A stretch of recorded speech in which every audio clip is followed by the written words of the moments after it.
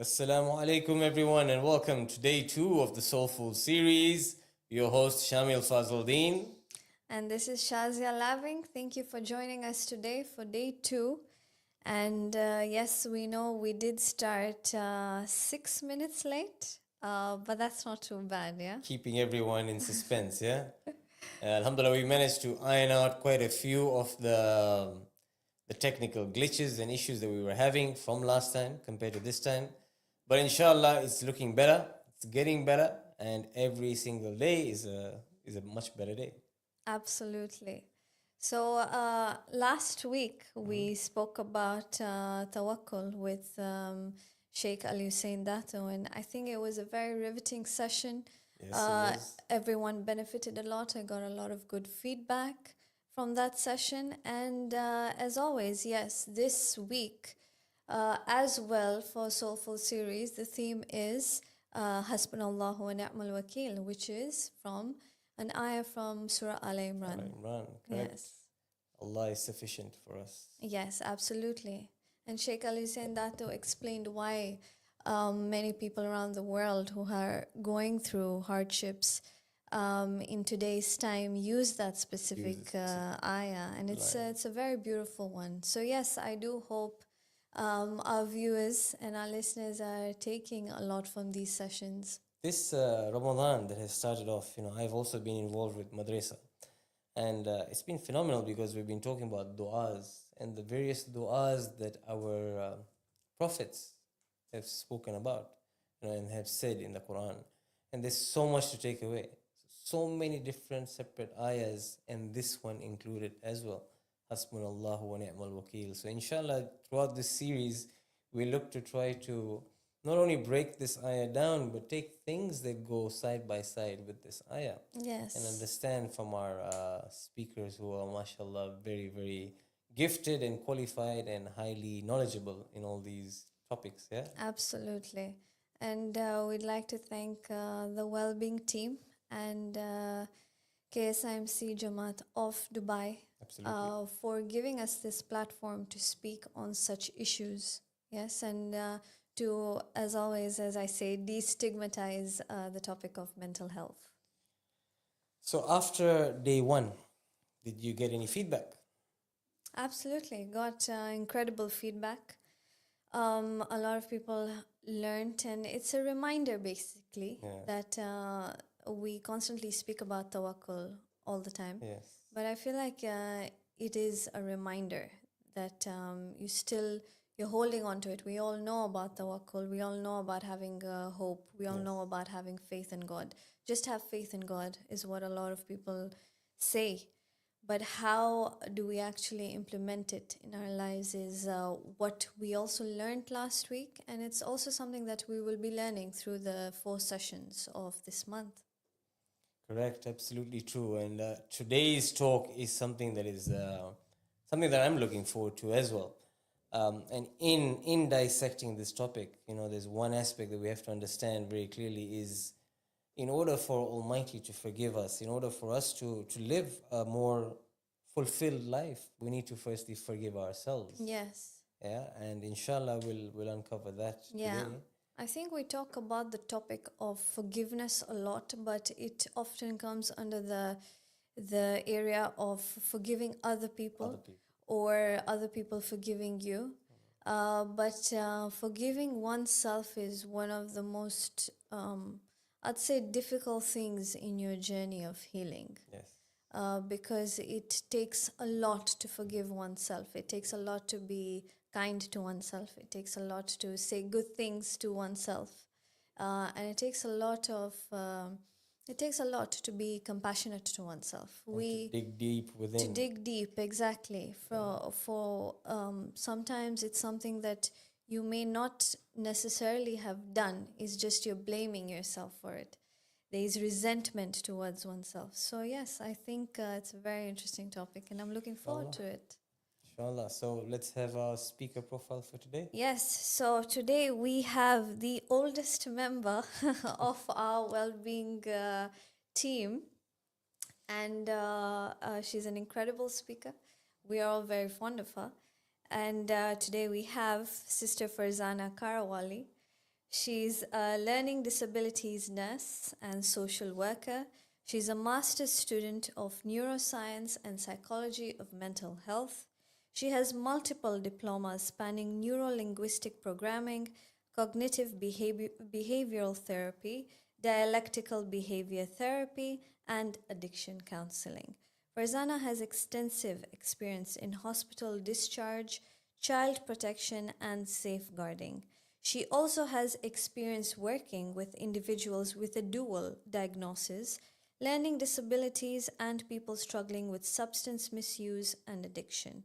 She's also a life coach with experience providing relationship and family coaching, trauma and grief coaching, and emotional well being coaching. She also leverages her expertise to conduct professional trainings and has experience leading and conducting mental health trainings for the community. Let's please welcome Sister Farzana Karawali. Assalamu Assalamu alaikum. alaikum. Wa alaikum salam. What a pleasure to have you on board again. You know, I've noticed one thing, one trend with 20 by 20 Wellbeing Challenge, you were there. Soulful Sundays, you were there. Soulful Series, you were there. Yes. Is there some Both the passion well-being coming in? challenges, yes. People are going to think I'm paying you to be on here. No, Well, No. it's a the reason why I pleasure. love coming is because I love to see you both. I miss Oh, you dearly, Alhamdulillah. both of same you, here. Alhamdulillah. and the rest of So, the well-being team. and for those who don't know, Sister Farzana is our teacher as well. So Yes. a lot that we have learned from her, keep learning. And it's always a pleasure to have you on the show with us. And thank Inshallah, you next once time more for face today. to face, yeah? Inshallah, definitely. We wait for you here. Great. So as we've been speaking, Sister Farzana, that we've gone into many different things that we heard from Sheikh Ali Hussein last week, all about tawakkul and the topic that we had. Today we wanted to dissect and go into a slightly different way, more towards the mental health sphere, on understanding forgiving oneself.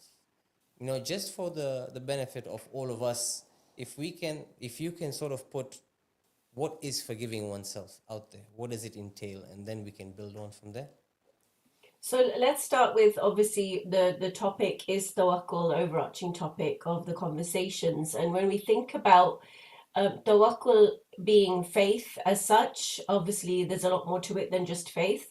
But if we take it as faith, there are things that will come between us and our faith. They could be seen as filters, possibly, yeah, not blocks necessarily, but filters. And one of the filters which relate to forgiveness is guilt.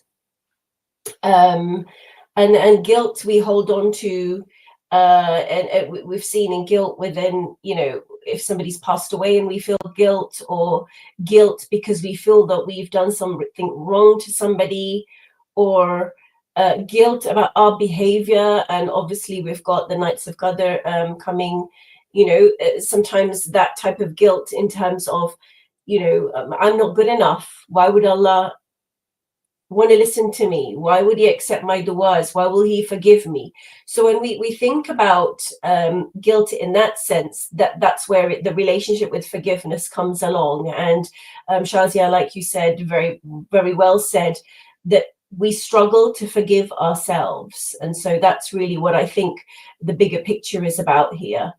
So do you want me to go into the details of guilt and how it impacts us? Yes, absolutely. Let's build on from that and understand exactly how guilt impacts us. How does guilt add on to us not Yes. forgiving And how ourselves? detrimental it is to mental health. Well, guilt is normal. It's a universal emotion. We all feel guilt at some point or other. I mean, mothers, myself, bringing up my children, there's always guilt. I wasn't good enough mother. I didn't raise the first one right. I didn't raise the second one right. I made mistakes with the third, or, we're not perfect beings in terms of Allah has created us in perfection, but our whole life and more is about striving to perfection. So that means that we can never reach that bar. We can reach that first bar of perfection possibly, but then the next bar comes about. You see, the more we achieve, the more the bar sets higher in that sense. There's always a higher expectation because Allah wants the best from us, you see. So that also in itself creates guilt, that I have not reached my potential, and it's about understanding why. So if guilt is kind of a universal emotion, we all experience it, that means it's normal. It's how do we manage it? That's where the mental health side also comes in, and the connection with Allah. So it's deeply embedded within our moral consciousness, our psychology, the way we think. It's very internal in terms of we can't always know that we're feeling guilty until we reflect, and then we realize that we're feeling guilty. Sometimes that it doesn't come up as guilt. It'll come up as anger. It will come up as sadness. It will come up in many different ways. And sometimes what we find is guilt is not a negative thing entirely. Allah's created it for us so that we are conscious about our feelings, and also it allows us to get some perspective. Are we aligning with our values? And that's another thing that I think I've spoken about quite a few times on the shows that I've done with yourselves. That are we sure about our values? Do we really use our values? What are our beliefs? All of these things, guilt allows us to check in, right? If we align to these things. So and also societal norms. Are we following societal norms to the extent that we are neglecting ourselves, we're neglecting our family? What is the impact? So really, guilt allows us that really deep sense of awareness. But unfortunately, in that process, there are emotions that will come up, which is why reflection is really important. So we will feel levels of anxiety, possibly even depression, and sometimes even compulsive behaviors that may show up as OCD. So we've got to be really kind of thinking about what is coming up within this guilt. Guilt is an overarching word, but there's a lot inside the pot of guilt that we need to understand. So there was a study on shame and guilt among graduates, and this was, I think, in America. I've got the references if anyone's interested. But what they found is that that guilt was very much associated with mental health issues like depression and anxiety. And it was an internalized process. Like I'm saying, there's a lot going on inside, but the behaviors are what shows up on the outside. And sometimes it's quite negative. Those internalizing feelings are very negative. And we feel that guilt is negative, but it's not. What it does is allows us to acknowledge what our next actions need to be. It allows us to be even motivated. It's sometimes like, when you hit rock bottom, you can only bounce up. It's kind of that bouncing board, right? And so if you can think beyond that, then you can feel a lot better. Now, I'll ask you a question, if that's okay. Can you guys tell me, I'll always make you work as well. What are the signs of guilt? What signs do you see in somebody that's feeling guilty, or even yourselves if you're feeling guilty? I think I'd say sleep deprivation, like you said, OCD, so consistent thoughts that come into your mind, or the need to consistently do something, or maybe some eating disorders, I'd say digestive issues, stomach problems.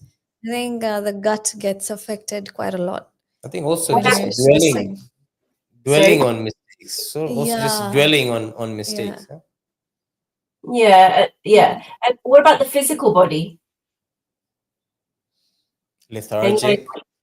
Yeah.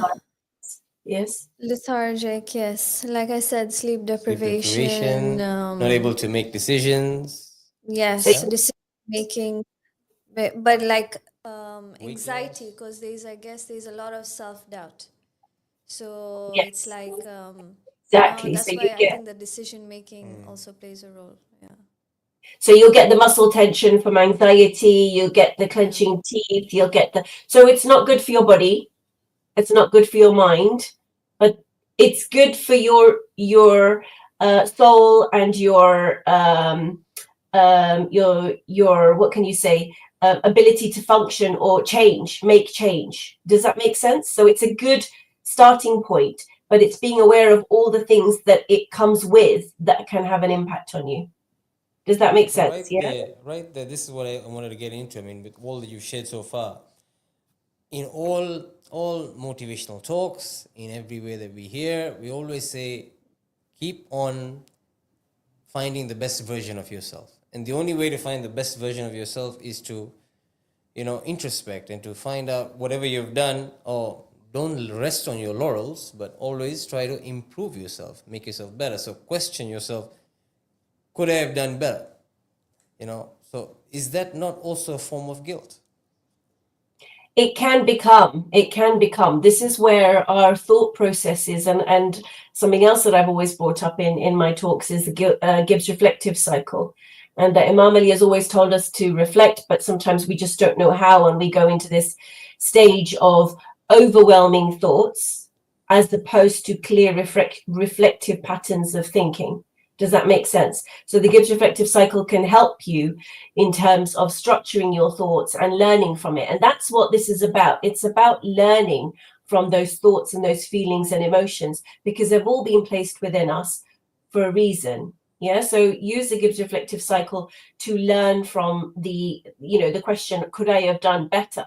Instead of falling into all the other emotions of anxiety, but using guilt as a tool. So I'll give you an example. In Surah Yusuf, we're told in the Quran that indeed no one despairs of relief from Allah except the disbelieving people. And we are, subhanallah, alhamdulillah, we are so guided and we are believing people. And so really that's where the tawakkul comes in that sense. Does that make sense? So that there is a really strong connection. But if we aren't structuring our thoughts and being able to reflect on our behaviors, there is a risk those overwhelming thoughts will take us away. So that there's strong boundaries that we need to put in. And also the element of obsessive compulsive disorders can come in, and depression as part and parcel of those overwhelming thoughts. So I just want to address the OCD element if I can. Please, Yes, please please. go ahead. Yeah. So guilt can fuel these obsessive thoughts, right? And compulsions. And that sometimes comes even from the level of anxiety that we might be feeling, right? That you can't always think straight. And so there are compulsive thoughts. And eventually then you might even get repetitive kind of rituals and behaviors, because what you're doing is trying to correct. You're not fully mindful within a state. So I'm giving an example. You're doing wudu or you're praying namaz. Yeah. It's so hard to focus with all these thoughts and feelings, and so in that state you might end up doing repetitive behaviors. You might end up saying, my namaz is not good enough, I'm going to pray again. Yeah. Or you do shak or whatever it might be, and we're To go told by more into Allah, doubt. not to go into doubt. Whatever that first thought is, if you can go past it, that's fine. If it's going to continue to come back, then you've gone into shock. I'm not going to go into the details, but even wudu, how many times do people redo their wudu? I didn't do it right. I didn't do it right. It's not good enough. It's not perfect. So these kind of repetitive actions can happen. But what that does, unfortunately, is it pulls us away from Allah and makes us dwell within ourselves. Yeah, in that repetitive thought process. Right. And I think it's so important to talk about OCD as well, because it's a term that has been thrown away a lot. Like a lot of people talk about, if they see someone who is a perfectionist in cleaning, they say she has OCD, or things like that. But it is it's an actual problem, and these thoughts do come into your head, and it is a byproduct of anxiety and depression, and it's something that we should talk about more. And like you said, because you're so guilty that or there's so much self-doubt. I think that's where it arises from, that you're trying to reach this level of perfectionism, that is just not possible. It's just not humanly possible. And that constant doubt that, for example, if I didn't do my wudu right, then God will reprimand me, or that I'm going to face this kind of punishment, and I'm just not good enough. But hasn't You know? society brought us that way? You know, we've come up in society, in our cultures as well, that okay, if you make a single mistake in your, for example, wudu or in your salah, it will not be accepted. You know, and we've been Yes, brought up yes. with these kind of thoughts. Obviously, yes, we strive to make sure that it is It's done in the good and correct way, yes, that you know it exactly. is accepted. Exactly. But we've been fueled with all of this. Is that where it stems from? Do you think, or is that the link of everything? I would say so, and I think even Sheikh Ali Hussein Datu had, if I'm not wrong, mentioned it as well in his talk last week, which was absolutely amazing. And to answer that, in Surah Zamar, Allah says, "Do not despair of the mercy of Allah. Indeed, Allah forgives all sins." So that is not even a sin. They're not sins that we're doing. They're mere mistakes, and that's why I was saying at the beginning that we're built in perfection because Allah is perfect. Yes, and whatever He creates is perfect. However, we are not. We're not expected to be perfect beings as such, even though we're created in perfection, because we are learning, we are growing. That's all it's about. It's about learning and growth from everything that happens in our life. If we don't have adversity, and we spoke about that last week, we won't have resilience. And if we don't have resilience, that strength is not there. That force, that motivation, that push, that energy will never be there. We'll be happy sitting on our couch all day. We'll just listen to du'as on YouTube, and that's it. That's our job done. Is that what Allah wants from us? No. Where is our part in this? You know? Right, absolutely. And I think how how can one come out of these constant thoughts of self-doubt? How basically what I mean is, what can we put to practice that we can practice more self-compassion, more yeah, I guess that's the best way of putting it, compassion towards oneself. Why are we so hard on not being compassionate to oneself, but it's so easy to be empathetic and compassionate to other people? Um, I think because we feel we're not good enough, but we don't see, we see and we, again, I think it was addressed last week, we're seeing the world outside as perfect. And then when we look inside, we don't feel perfect. But if we do reflect on our achievements, if we do reflect on our efforts, we do look at the journey that we've lived rather than the end goal we want to reach at, if that makes sense, then we will appreciate more. The problem is we set our goals and we only focus on the goals. We don't focus on the journey to the goals. And so if we focus on the journey to the goals, every stumble that we come across allows us to get up and move on. It allows us to look at that rock on the ground that we stumbled over, understand it, so that next time we don't make that mistake again. But also we can teach others. Isn't that a blessing? We can share our knowledge with others.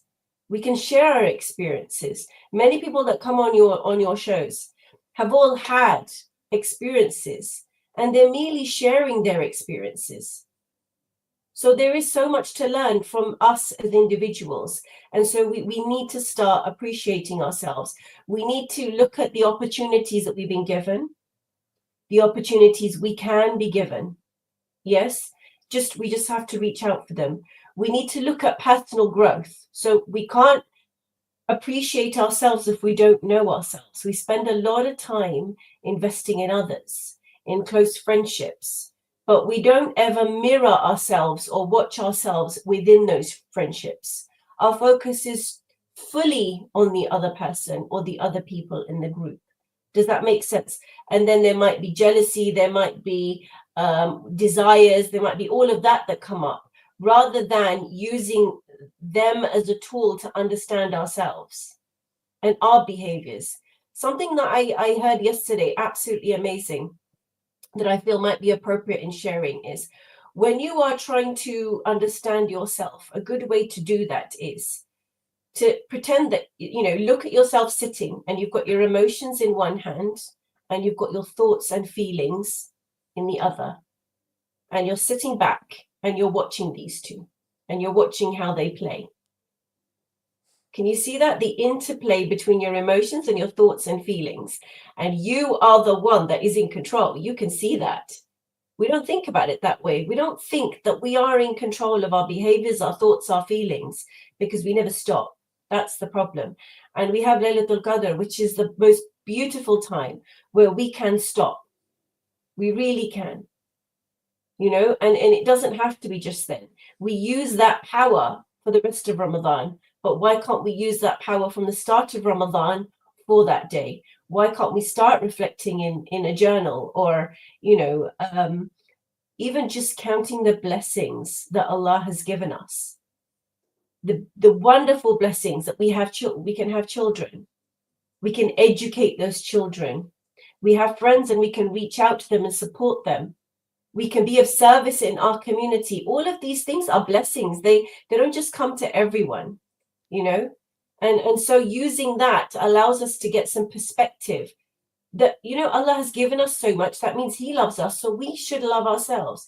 We can't expect somebody, like a friend or a partner, to love us if we haven't loved ourselves. We can't expect them to understand us if we haven't understood ourselves. That's not fair. Am I right? Absolutely. You've beautifully mentioned exactly how we can overcome all of this. But if I take one step back, Sister Farzana, if I look at someone who, and I'm not gonna leave everything you said, because everything you said is like gems. But if you take one step back and you look at someone who has undergone this for such a long time, being constantly told that, you know what, you're not good enough. You know what, you just can't do this. You know what, you're just useless. You know what, for example, many other things. And or then compared to other who are people, more yeah. successful. And this gets ingrained in your head that you start living that reality that, you know what, in everything I'm not good enough. And that's when you cannot forgive yourself for anything wrong that you've done. And that's when it's a complete spiral effect. So how can one actually, what are the techniques, or what are simple ways someone can start implementing, moving away from this slowly? I think sometimes what we need to do in our lives is freeze where we are and look around us, literally as if we're putting our hands out and look around us. And looking around us doesn't mean physically looking around us. It means looking behind everything that's gone, like in the rear view mirror, everything that's past us. What is it that is accounted for this? And looking ahead, what is my view ahead? Is it a healthy view? Is it something that I want to see, or is it something that I don't want to see? Because in this position of mindfulness, you have the power to change everything. And this, again, we're told, if only you reflect. We're told that repeatedly, if only you reflect. That's that mindfulness in this particular state. So you look behind, you go as far back as you can in a healthy way without feeling overwhelmed. If you are, then you need help. You need help, either a friend, a therapist, a coach, whatever it might be, to allow you and support you and make sure that you feel comfortable in your ability to reflect back. You just need snippets, but you need to sit and literally put a mind map out. Write all the things that you think have contributed to this. Then in that, you might feel guilty. It might be that you're always compared with your siblings. You may feel guilt. Acknowledge the guilt. There's no harm in acknowledging it. It doesn't mean that your relationship with your parents or whatever, in terms of, if you and your siblings are being compared, it doesn't mean that just because you're acknowledging the guilt of realizing that, oh my God, this is what my mother did, or this is what my father did. There's no need to feel the guilt. It's just acknowledgement. Your relationship, you improve with your family. Things have changed. You're in another place with them, hopefully now, inshallah, right? But the point is just knowing where it's come from and how it's impacted you. It will take a while. There are small steps you can take, which obviously it will take me ages to go through. but I think just the start of reflection.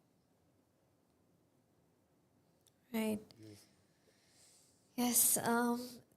This is what I wanted to touch upon, because the minute we talk about self-doubt and we talk about guilt, there's this term that comes into my head. It's imposter syndrome, and it's something that a lot of people are often experiencing, especially among the youth, and with social media and all of that. So, what are your thoughts on imposter syndrome? I'll go right back to the beginning where I said that Allah has created us as imperfection, right? So if he's created us in perfection, whatever we feel that we want to do or can do, why can't we? Who is the one that's created us, and why have we come in this world? If things come in our path and we let go, we're letting go of those blessings. So I know that as a child growing up, I always had imposter syndrome. I didn't even know there was a word for it until I got older. I'm dyslexic. I failed my GCSEs. I failed my A levels. I never thought I could get anywhere in life. Always, I couldn't fit in with groups of people. I was bullied. Lots of different things had impacted me to the effect that I didn't feel I was worthy, But I soon realized that the one person that's given me the fuel to live is Allah. He was the only person that I felt a connection with, even though it wasn't as meaningful as it is now, and I didn't fully appreciate him to that level, but he kept me alive. That was one good thing. I was alive. And I think what I realized is it was reflection that brought me to the state where, okay, I failed everything, but now what? Now what? And then what? What's my next steps? Does that make sense? How am I going to move forward? Because Allah has put me here not to just sit here, not just sit here and dwell and be upset. And, it's not going to achieve anything for anybody, and not even myself. So the energy that he's given me, how am I using it? So I started reflecting on what I could do. And I know I liked sciences, so I went into sciences. I had no idea what my end goal was going to be, but I took many steps towards wherever Allah would lead me. And it was like this zigzag. I never followed a path. There was no path. And here I am after how many years, never thought that I could ever do a master's, never thought that I could achieve what I have done. And subhanAllah, all credit to Allah, because he believed in me. Why could I not believe in myself? If he has instilled so much within me, and those feelings of wanting to achieve, but then thinking, well, I can't achieve. But then should I do that if the feelings that he has given me, that's something we don't realize. We feel these feelings that just come about, these turmoils and everything that happens within us is just, nothing comes about. Nothing happens just like that. It's been instilled within us, and it's been carefully instilled within us at particular times in our life. And the sooner we become mindful of that, the sooner we will appreciate that actually this feeling of anxiety has a reason. And I've said before, anxiety and excitement are the same hormone. They just played about in different ways. It's just our mindset. Anxiety prevents. Excitement is a motivator. Flip it, change it. I am feeling anxious, but you know what? If I can just work through this anxiety, it's going to open up the next door and the next door and the next door. Then imposter syndrome won't happen. The problem is it comes in when we want to take that big leap. Yes. You can't do the big hurdle if you haven't learned to do it. It's like, now people are jumping on those big boxes, right? And I'm thinking, I'm never going to be able to do that. But you start off with the small box, then you go to the next box. You can't just suddenly jump to that big box. It's not going to happen, So just open one door at a time and be mindful where you are. It doesn't matter. The world will be buzzing around you. Don't take heed in any of that. So I think what I've gotten is that gratitude, reflection, and the strength to take those mini steps is the practical ways that we can move forward, and then the rest anyway is up to We'll Allah. leave it on to Yeah. Allah. But with that, also as you mentioned, and as Sister Farzana mentioned, when she was able to overcome it, you were able to overcome it. You're able to get that stage where you saw everything happening through Allah, saying that okay, Allah has put me here. What am I good? And you are able to sift through everything that's going on. What about that individual who's feeling guilty about things that they cannot control? Yeah, and they're at the point.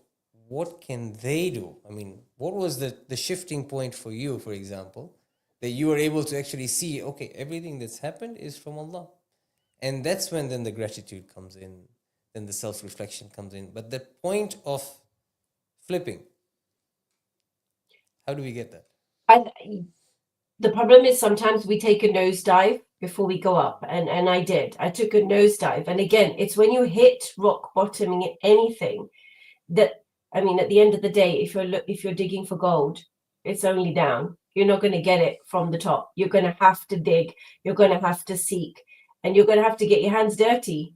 And it's in that point, in many times of my life, even when my father passed away, it's that lowest moment. And again, that low moment when my father passed away as well allowed me to speak publicly for the first time, to be able to share what I knew, to be able to support others in my pain and reach out, which I could never have done before if I hadn't have hit rock bottom. Does that make sense? So appreciate when you're in a dark place. We are put in that dark place because it gives us space. Now, remember our imams. They asked, was it the eighth imam? Asked to be in a space where he can remember Allah.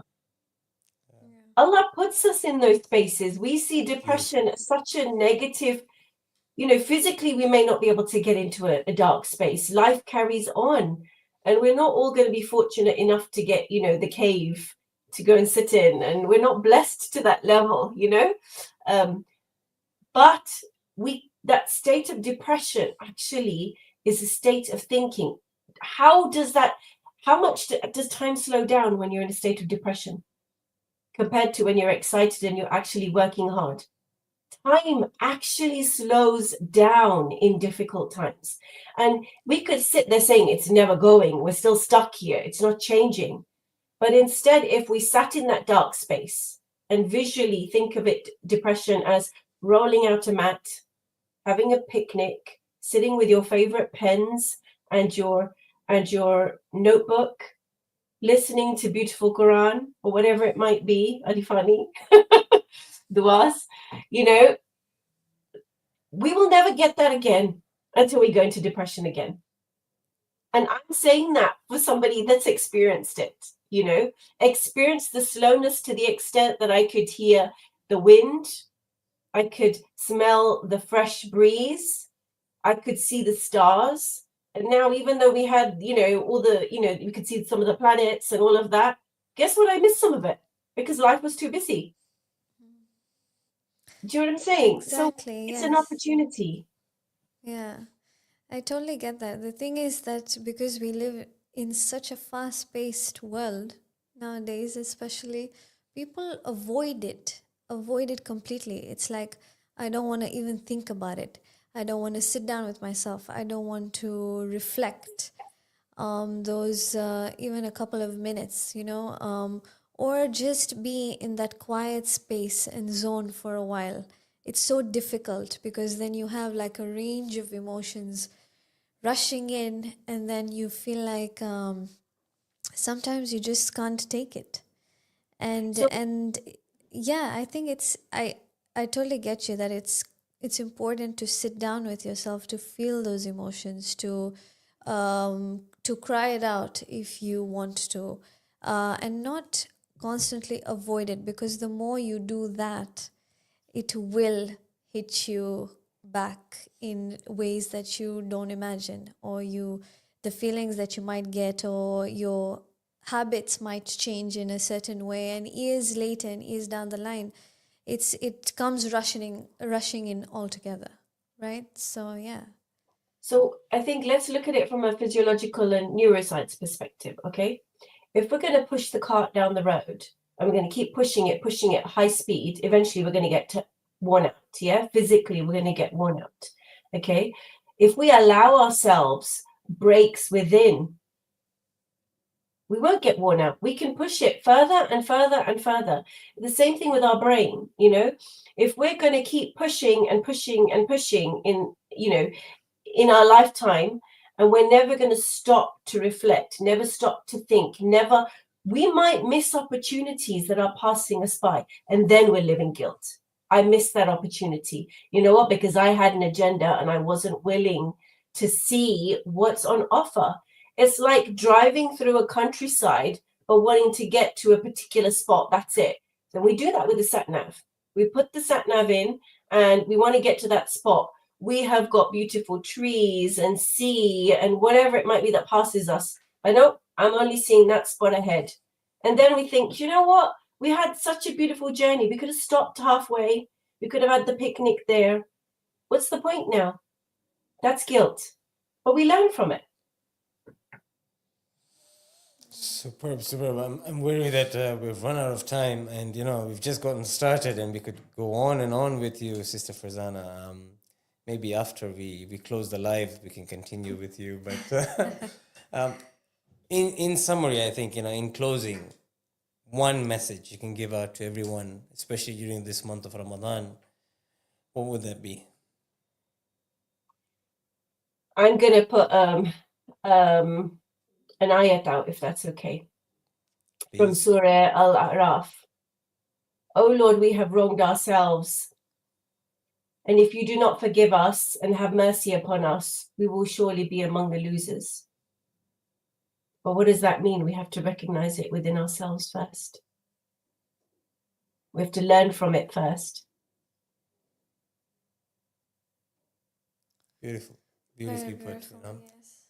And that is exactly what this month of Ramadan has meant to all of us, what it should mean to all of us, and what it's there for us, for us to reflect, for us to slow down,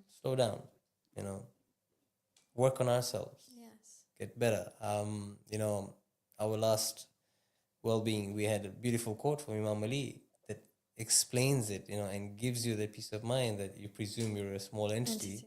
But within you is the entire universe. We have everything within us. Yeah. Just need to have the platform to calm down and work. And inshallah, this is the month. This is the month where inshallah we can apply everything that we've taken from you as well, Sister Farzana. And I think as very eloquently said by our third holy Imam, and what we said last week as well, putting everything that you've mentioned today and we've discussed today about forgiving oneself is just knowing your Lord as well.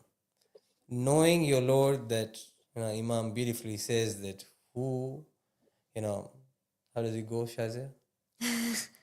Imam says that who have I found if I've lost you? Yes. And who have I lost if I found you? So knowing that Almighty has got your back always, inshallah, that can be. And that He's on your side. He's always on your side. He's always on our side. Yeah. You could push people away, but Allah will never be pushed away. Yeah, absolutely.